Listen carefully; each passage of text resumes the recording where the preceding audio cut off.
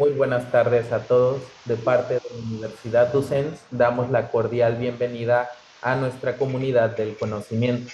Yo soy el licenciado Omar Cortés, coordinador del área de admisión del programa de estudios de la maestría en gestión de sistemas agroalimentarios. Quiero agradecerles por acompañarlos. Este webinar está organizado por Universidad Docens, donde formamos líderes para las naciones.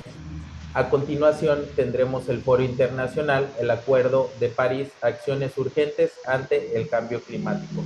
Por parte de los expertos del área, con gran orgullo recibimos desde México eh, al maestro José López Araiza, desde España a la doctora Lucía Méndez, desde Costa Rica la doctora Beverly Hernández, docente de la maestría en gestión de sistemas agroalimentarios de la Universidad Docente.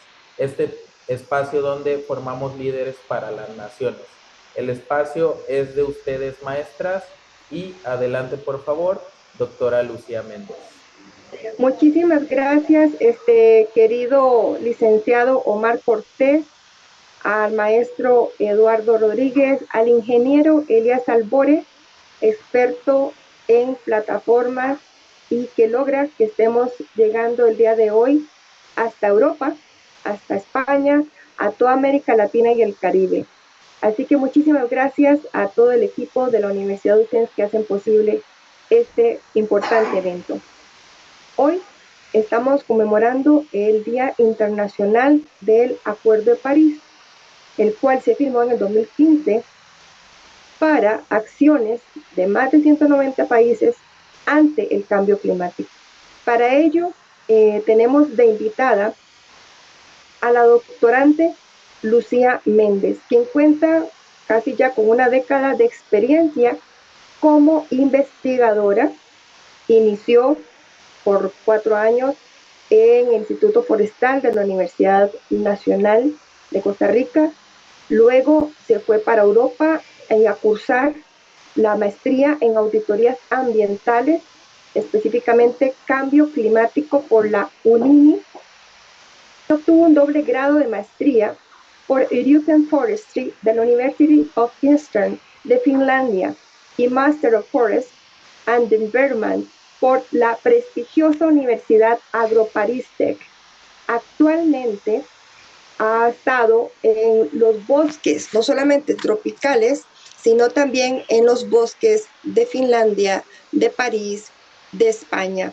Actualmente es estudiante del doctorado en gestión forestal y del medio natural en el Centro de Ciencia y Tecnología Forestal de Cataluña y la Universidad de Lleida en España. Así que, por favor, doctorante y maestra, estamos atentos a escuchar su presentación. Muchas gracias por estar acá. Muchas gracias, doctora, y muchas gracias a todos los de la universidad por invitarme. Bueno, yo hoy les voy a hablar un poco sobre la adaptación al cambio climático. Vamos a trabajar como un ejemplo la vinicultura a nivel mediterráneo, especialmente en lo que es España, pero también, bueno, al final las mismas técnicas y los mismos problemas se están sufriendo en toda la región mediterránea. Entonces, cuando hablo de mediterránea, hablo España, Portugal, Francia, Grecia, Italia, y pues todos están con los mismos problemas. Y creo que son problemas que también se están viendo y se van a ver en el resto del mundo. Entonces, bueno, empezamos. Un momento para poner el puntero, porque si no, siempre me pierdo. Aquí va. Bueno, entonces, ¿qué es el cambio climático?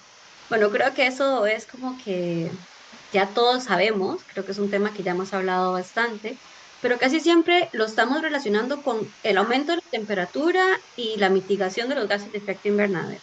Pero a veces se nos olvida que es algo que estamos viviendo todos los días y que nos afecta todos los días en muchas cosas. Y, por ejemplo, una de las grandes afectaciones es a nivel económico. En España se está hablando de que el 70% de la economía se va viendo afectada por el riesgo a sequías e incendios. Y estos riesgos no es algo que estamos hablando aquí a 30 años o aquí no sé, 20 años, es algo que estamos viviendo hoy en día. Estos son noticias que están pasando en Cataluña, justo este año. Entonces, a principios de año estábamos teniendo, bueno, este es el segundo año consecutivo con una sequía terrible, en donde los embalses de agua están solamente a un 19%. Y ya están hasta pensando en traer barcos de agua a Barcelona porque no hay suficiente agua. Estamos teniendo problemas muy graves de agua que no solamente afectan a las personas, sino también a la agricultura. Y esta gran sequía también está siendo afectada por lluvias torrenciales, que uno dice, bueno, como que sequía, pero también inundaciones. Pues lo que pasa es que la poca agua que cae, cae toda de un solo y cae toda justo en un solo día o en pocas horas. Entonces se generan inundaciones terribles 1 o 2 días y nunca más vuelve a llover. Y esto es un problema muy grande a nivel agrícola. ¿Por qué? Porque a nivel de sequía estuvimos ahora en este verano pensando en que se nos iba a perder toda la fruta de lo que era Lleida, que es la ciudad en la que yo vivo, que es una ciudad muy reconocida y que tiene denominaciones de origen de fruta, especialmente manzanas. Y justo en este mismo momento en que estábamos teniendo este gran miedo de perder toda la fruta de Lleida y de cereales, estaban habiendo lluvias de granizos un poco más al sur de Cataluña, en un lugar que se llama Tarragona, y se estaban perdiendo cultivos de arroz. Entonces, esta gran inestabilidad es lo que el cambio climático nos está trayendo. Y esto nos va a afectar la agricultura y la agricultura en general. ¿Por qué? Porque vamos a tener más frecuencia de estos fenómenos naturales, van a ser mucho más intensos y va a tener mucho mayor severidad. ¿Y qué es severidad? Severidad es el daño que va a tener sobre nuestros cultivos y la afectación económica que nos puede causar. Entonces, ¿cómo esto afecta ahora hablando un poco más de lo que es el vino? Bueno, esto no solamente es a la vid, sino que también está pasando en muchos otros tipos de plantas. Entonces, ¿qué es lo que pasa? Bueno, estamos hablando de altas temperaturas, pero las altas temperaturas no solamente generan sequía o no solamente generan lluvias torrenciales en momentos muy específicos, también generan cambios a nivel de fenología de plantas, que son cambios a nivel de la floración de las especies y de la fructificación de las especies. Y cuando estamos hablando de que estamos en la parte de agricultura, pues cosechamos al final frutos, la gran mayoría. Y en este caso del vino, pues la uva es muy importante. Y los que sabemos un poquitito de vino, podemos saber que pues la uva no solamente, o sea, es que se tiene que cosechar, sino que el periodo, la temperatura y el clima que está alrededor en el momento de la cosecha tiene que ser muy específico para que sepa cómo tiene que saber y tenga la calidad que debe de tener. Entonces, ¿qué es lo que nos está pasando con la fenología de las plantas?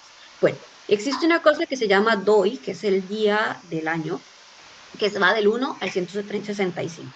¿Y qué es el 1? Bueno, el 1 primero de enero, el 365, el 31 de diciembre.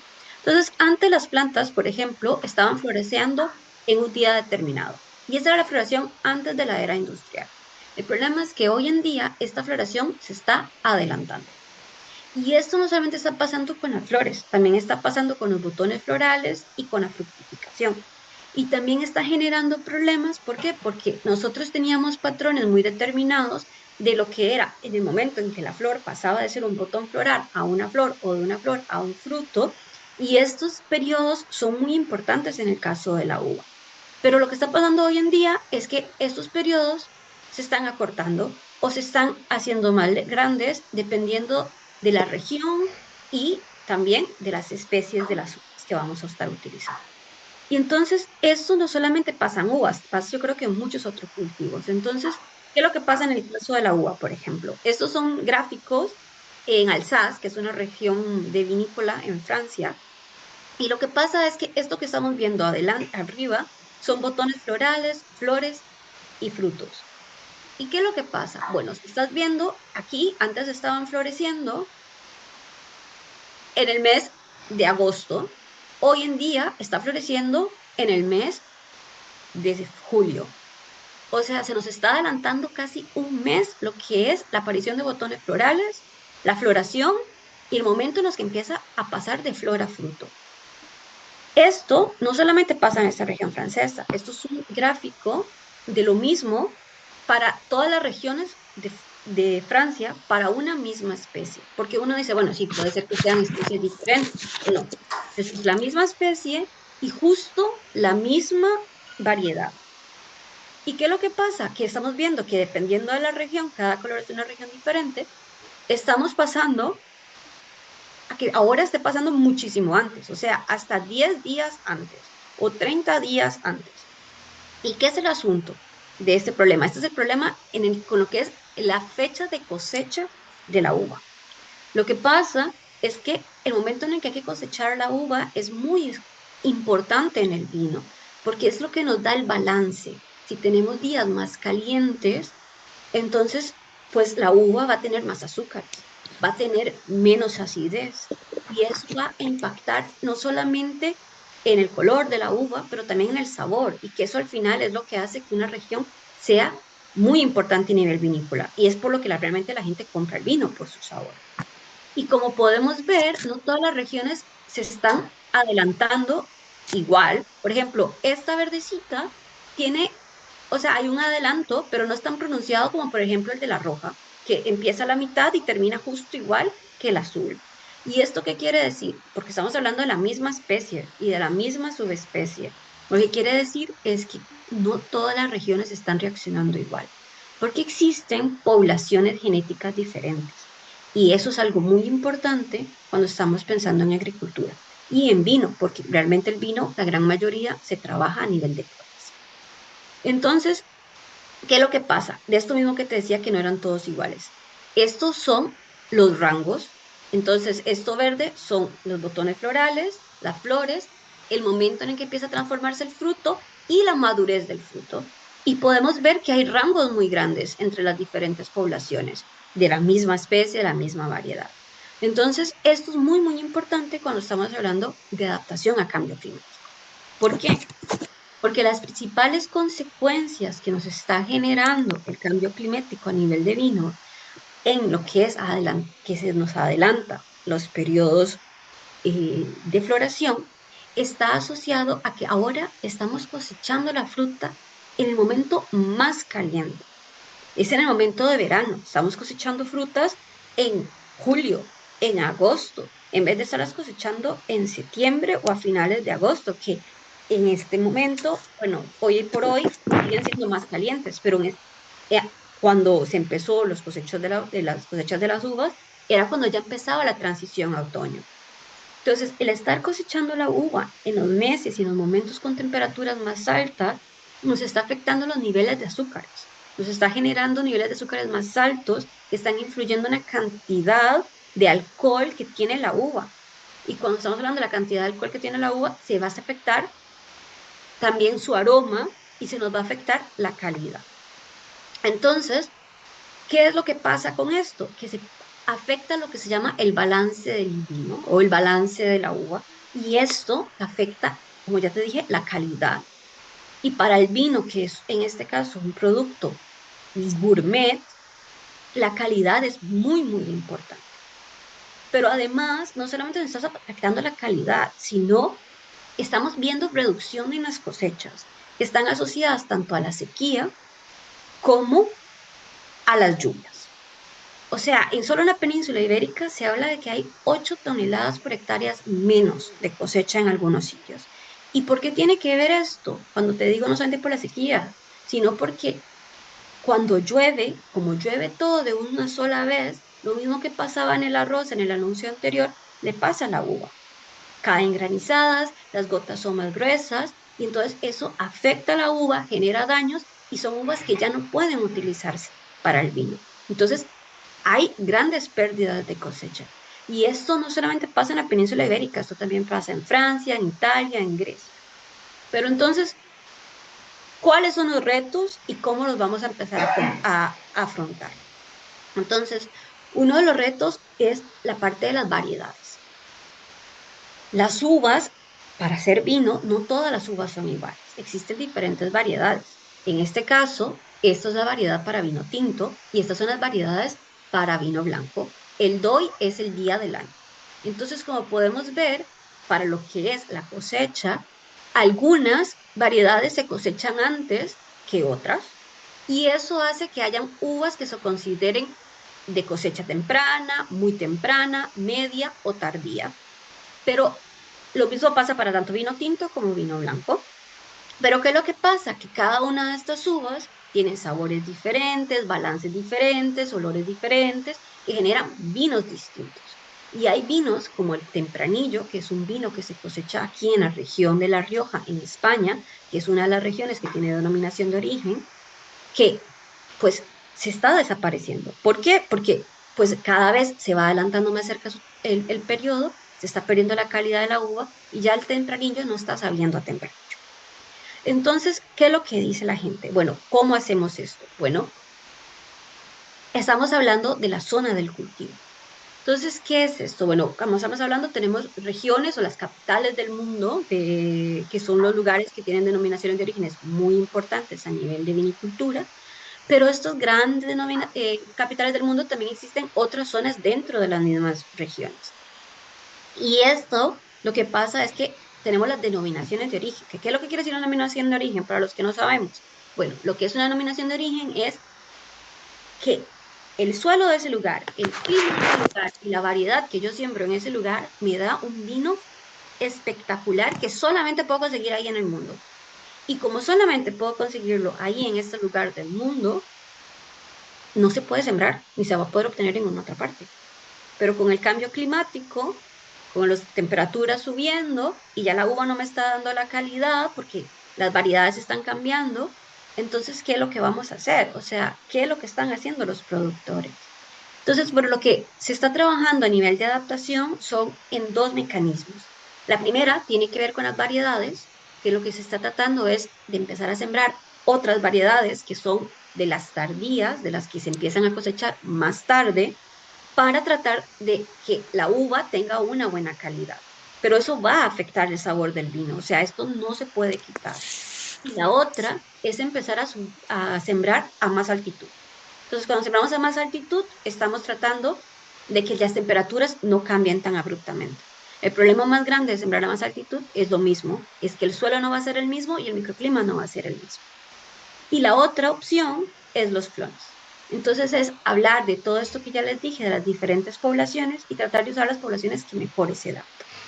Entonces, a medida de resumen, las medidas de adaptación más importantes son aumentar las altitudes, hacer transiciones a variedades más resistentes, usar las poblaciones de las zonas más resistentes y también utilizar otros métodos de adaptación agrícolas tradicionales, especialmente contra la sequía, como lo que es el mulch y trabajar para mantener mayor cantidad de humedad en el suelo. Y eso es un poquitín de lo que se habla. Muchísimas gracias, maestra. Interesantísimo porque justamente como la universidad tenemos la maestría en gestión de sistemas agroalimentarios y justo en México existe una ley de promoción del vino mexicano porque la producción vitivinícola de México es impresionante y con una larga data, desde antes de la llegada de los españoles, ya tenían su propia uva endémica. Aparte de la exquisitez de historia, además es una producción de muy alta calidad al punto que gana premios a nivel internacional el vino mexicano. Pero al ser vitivinicultura está la uva de mesa, la uva de comer y además el vino. Entonces, hay muchísimas zonas, en muchísimas regiones, como usted sabe, es un país enorme, pero también lo que usted está comentando es digno de estudiarse. Nuestros estudiantes están también en Argentina, en Uruguay, en Chile, países también productores, ¿verdad? El mismo Perú, productores de vino, productores de uva, y por tanto recordemos que ante la Organización Mundial de la Alimentación, la FAO, el vino es alimento, ¿verdad? Eso es importante recalcarlo, por eso lo estamos trayendo hoy. Entonces, tanto la uva de mesa como para vino, en ambos casos, es un tema de gestión de sistemas agroalimentarios y por eso es fundamental lo que usted nos comenta para la adaptación al cambio climático. Y justo en esta semana que estamos en la conferencia de las partes en Emiratos Árabes Unidos, donde finalmente han habido avances para la agricultura como un elemento importante, pero también hay una gran polémica acá desde la perspectiva de los combustibles fósiles y las cosas están bastante complejas. Vamos a ver en qué termina. Le quiero dar la palabra al maestro José López Araiza, que ya es oceanólogo, pero además es un gran experto en adaptación al cambio climático, con probada experiencia, tanto desde las direcciones de gobierno local y regional, sino también con larga experiencia como asesor consultor para el sector privado. En fin, no me daría tiempo de dar toda la trayectoria porque es exquisita y supremamente importante, así que le pido desde México, maestro, su reflexión al respecto del cambio climático. Sí, déjame poner la cámara, Derby. Gracias. Ya, a ver si me veo. No sé. Ya, Sí, ahora sí. perfectamente. Un gran Ahí gusto. está. Ahí estamos. Me da gusto saludarte, Derby, y a ti, a toda la gente, la doctora. Fíjate que estaba escuchando a la doctora y muy interesante lo que nos está diciendo, lo que estaba platicando sobre cómo es básicamente la señalización, ¿verdad? La marcación que nos va dando la parte de la cosecha y el cultivo de la uva en cuestión del cambio climático, ¿verdad? Cómo las floraciones van variando en los tiempos y esa es una parte que nos está afectando a todos, fíjate. Hoy en día vemos con gran impacto, por ejemplo, yo que estoy acá al centro del país, te puedo decir que estamos viviendo una situación climática que nunca la habíamos visto, ¿no? No la habíamos vivido como tal porque tuvimos una gran sequía. Este año fue de escasas lluvias y sin embargo ahorita tenemos intensas lluvias con un frío enorme, ¿no? Entonces, esa parte, sí habíamos vivido fríos, pero no habíamos vivido en el centro del país fríos con lluvia, ¿no? Y en las zonas altas con nieve. Digo, es primera vez que aquí en unas poblaciones, en Guanajuato, está cayendo nieve. Entonces, son cuestiones que no podemos perder de vista porque están a la luz, ¿no? Las estamos viendo considerablemente y constantemente, y esto pues se ve que va para largo, ¿verdad? Entonces eso es lo más lamentable. Ahora, yo quiero hablar un poquito sobre las acciones definidas por México para cumplir las metas en función del cambio climático y de los acuerdos de París. Por ejemplo, uno de los compromisos era generar el 35% de energías limpias en el 2024 y 43% al 2030.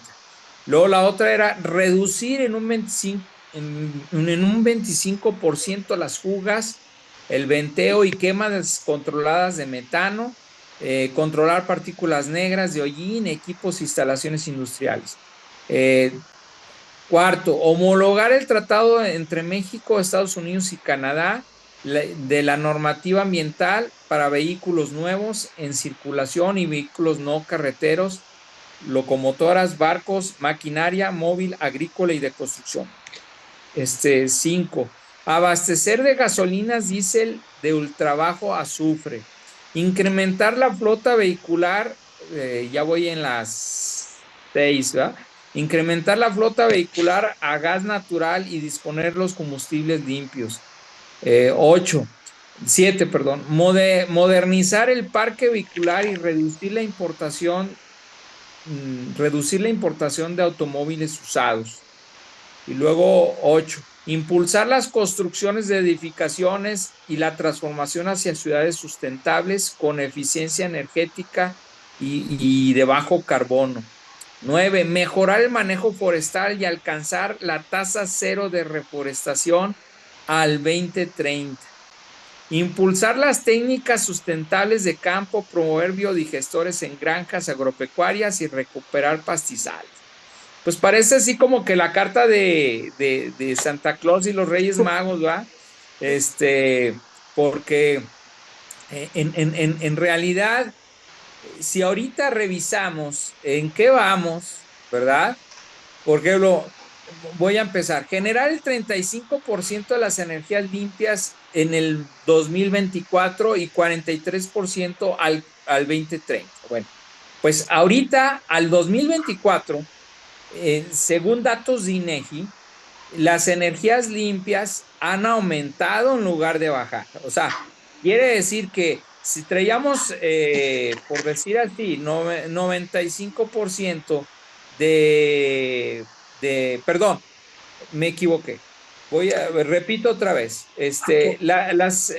Dice generar el 35% de energías limpias, pero en este caso, ahorita en México, no estamos generando energías limpias, al contrario, ha disminuido la generación de energías limpias conforme teníamos los periodos anteriores, ¿sí?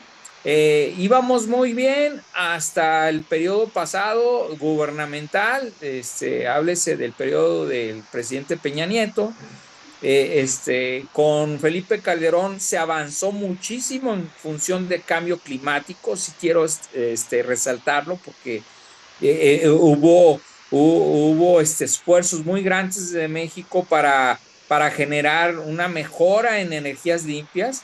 Tan es así que fue cuando se promocionó mucho la parte de la energía eólica, se empezaron a establecer los parques de energía eólica en nuestro país, pero hoy en día vemos que eso ha disminuido. Hubo empresas que abandonaron los proyectos, que están en stand-by por tantas uh, barreras que les pusieron en la Secretaría de Energía y en la Comisión Federal de Electricidad. Entonces, vemos que pues una cosa es los compromisos y el discurso y la realidad es que vamos en contra de todo eso, ¿verdad? Dice, reducir el 25% de las fugas de venteo, quemas controladas de metano, controlar las partículas negras de hollín. Entonces, sin embargo, hoy la política de México es promocionar las energías fósiles, ¿no? O sea, le estamos apostando a crear más refinerías como es Dos Bocas, le estamos apostando a crear energía, vamos a decir, electricidad a partir de energías fósiles. Entonces, vemos que vamos completamente en contra de las iniciativas y compromisos que tiene México con el cambio climático. Es decir, no estamos cumpliendo, no estamos, dice, abastecer de gasolinas y diésel de trabajo azufre. Bueno, para empezar tenemos una gasolina que es premium, que toda es de importación y esa gasolina es muy cara para México y es la única que es bajo en azufre. Mas, sin embargo, la que se promueve de bajo costo es la gasolina regular, que realmente es alta en azufre. Entonces, te digo, vamos en contra de los compromisos. No estamos cumpliendo, México no está cumpliendo con los compromisos de cambio climático. Dice incrementar la flota vehicular a gas natural y disponer combustibles limpios. Bueno, pues no se ha hecho eso.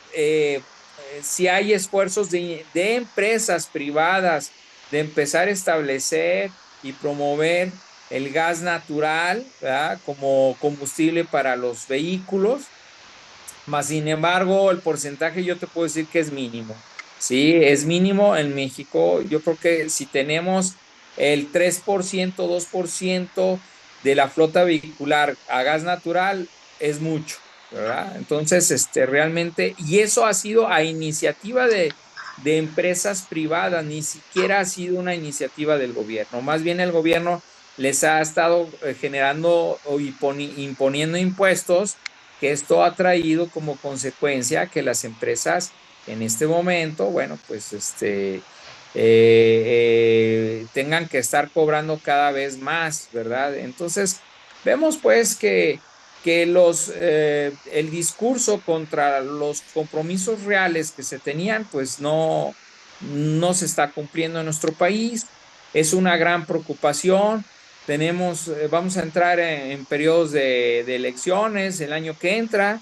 Hay discursos contrarios, unos de continuar con las energías y combustibles fósiles, y la otra es pues, entrar de lleno ya a lo que son energías renovables. Entonces, pero por otro lado, el alcance hacia las masas, que es la gente de escasos recursos, pues es mayor con aquellos que traen una política de combustibles fósiles, ¿no? Entonces, para nuestro país es grave la postura, es complicada, y creo que vamos a tener un periodo el año que entra difícil, porque va a ser un año de definiciones, lo veo yo, y son definiciones importantes, sobre todo no solamente para establecer un tipo o la convivencia de gobierno que queramos, sino para seguir con la temática de cambio climático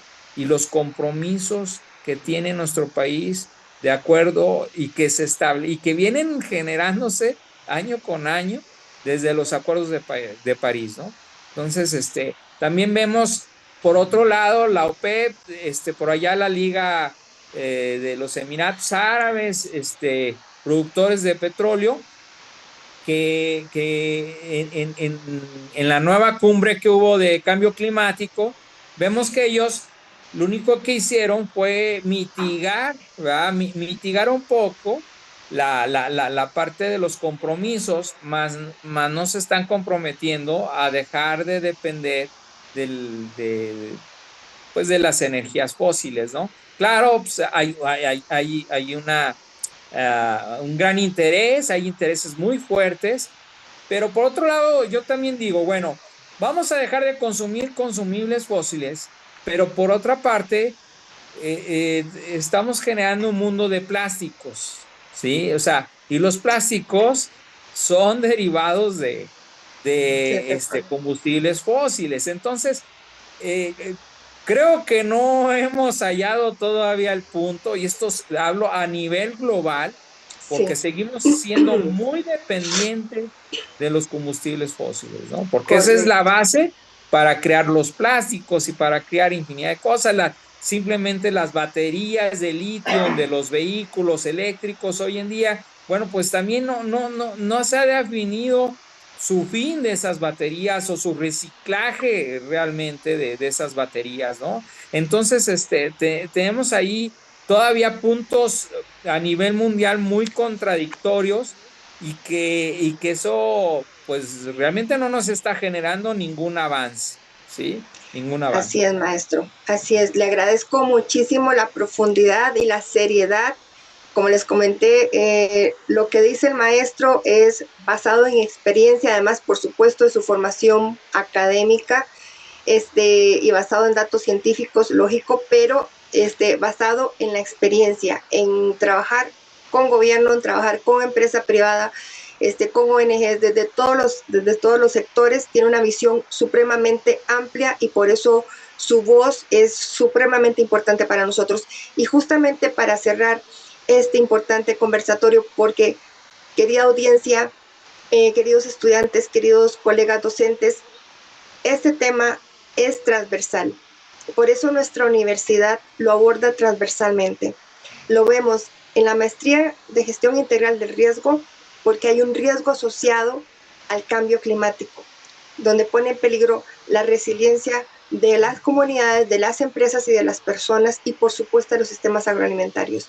Lo vemos en ordenamiento territorial, porque pasa por la complejidad del territorio, y como bien lo decía el maestro, de las actividades económicas. Tenemos que analizar qué actividades económicas estamos haciendo y si estamos contribuyendo a un desarrollo sostenible, si estamos tomando medidas ante el cambio climático, o al contrario, estamos poniendo más bien en peligro el desarrollo del territorio y las personas. Y por supuesto, en la maestría en gestión de sistemas agroalimentarios, porque como ya lo vimos, acotado por ambos especialistas que hemos invitado hoy de gran alto nivel, y en el caso específico de la investigadora de años como Lucía Méndez, son datos científicos que no se pueden refutar, es una realidad. Hay un cambio en la estructura, ¿sí?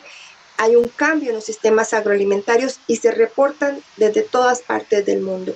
Es por eso que tenemos que actuar, tenemos que estudiar, tenemos que hacer pensamiento crítico y tenemos que aprender medidas y tecnologías, ¿sí? Para poder adaptarnos al cambio climático y seguir llevando alimento a las personas, promover la vida, los medios de vida y que podamos seguir trabajando y teniendo calidad de vida, calidad en el ambiente, calidad en nuestros recursos.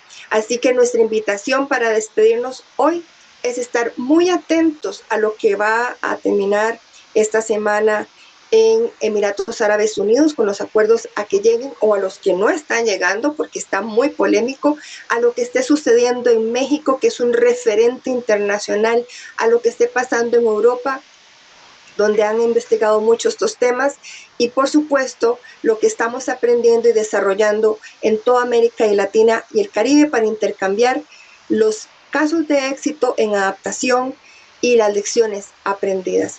Un abrazo muy fuerte a toda la audiencia, mis queridos maestro José López, como siempre, un gusto y un honor escucharle y aprender de usted. Querida maestra Lucía, y ya casi doctora, porque yo sí sé que ya está escribiendo su último artículo para graduarse.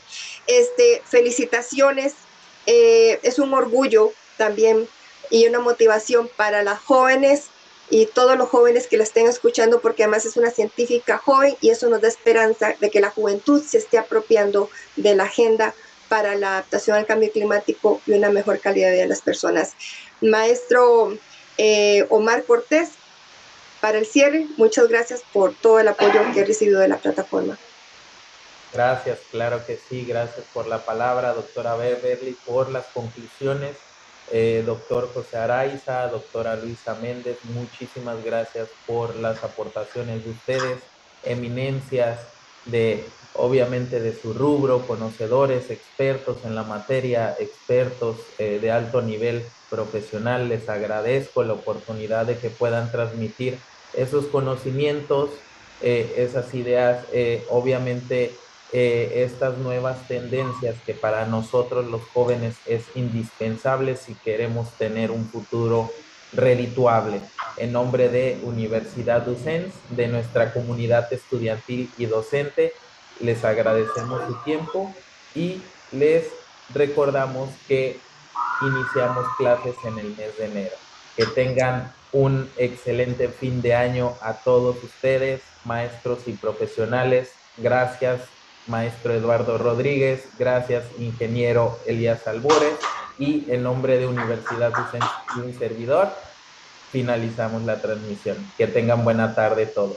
Hasta luego.